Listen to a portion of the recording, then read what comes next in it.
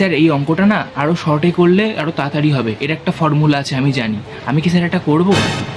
দেখ ভাই, টিউশনে তো এই নিয়মটা তুই আর আমিও শিখেছি। আমরা কি স্যারকে বলতে গেছি সাথে সাথে যে স্যার আমরাও নিয়মটা জানি, আমরাও শর্টে জানি? ওই সব জানতাটা সব কিছু তো ওস্তাদি মারতে হবে, স্যারকে তেল মারতে হবে না। স্যার না না স্যার, স্যার একটা চ্যাপ্টার আমরা পরীক্ষা দেবো না স্যার, আমরা একসাথে 4টে চ্যাপ্টার পরীক্ষা দেবো। একটা চ্যাপ্টারের পরীক্ষা, আমরা কি বাচ্চা নাকি স্যার? আমরা 4টে চ্যাপ্টারের পরীক্ষা দেবো, আমরা এখন বড় হয়ে গেছি। আর এটাকে দেখ, স্যার বলছে একটা চ্যাপ্টার পরীক্ষা নেবে, ওর এখনই 4টে চ্যাপ্টার পরীক্ষা দিতে হবে। আরে কীরকম তেল মারতে পারে স্যারকে, তাই এরকম না করে একটা তেলের বোতল কিনে এনে মাথায় ঢেলে দে না, তাহলেই তো হয়ে যায়। স্যার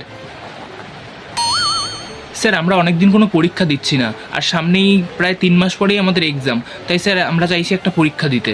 না স্যার, স্যার আমরা এখন এক্সাম দেবো না। কেউ চাইছে না মানে? না স্যার, সবাই চাইছে। আমরা স্যার পরীক্ষা দেবো একটা, আপনি নেক্সট উইকে একটা পরীক্ষা নিন।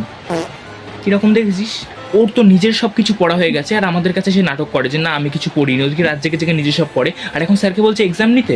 আরে পরীক্ষার এখনো কতদিন বাকি, এত তাড়াতাড়ি এখনো সিলেবাস শেষ হয়নি, কীভাবে এক্সাম দেবো? স্যার স্যার আমার একটা কনফিউশন আছে। স্যার আপনি যে বললেন না ওটা ওভাবে করতে হবে, আমরা যদি এটাকে ওভাবে করি আর সেটাকে সেভাবে করি, তাহলে কি এটা হতে পারে? আর এটাকে দেখ, এর কিন্তু আদৌ কোনো কনফিউশন থাকে না, রোজ একই জিনিস জিজ্ঞেস করে। স্যার যেটাই পড়াবে সেটাকেই ঘুরিয়ে পেঁচিয়ে জিজ্ঞেস করবে। স্যার কিন্তু অনেকবার বোঝায় এক জিনিস, স্যারকে তেল মারতে হবে না, এটা তো জিজ্ঞেস করতেই হবে, বোঝাতে হবে তো যে ও একা একাই পড়াশোনা করে আর আমরা কেউ কিছু করি না।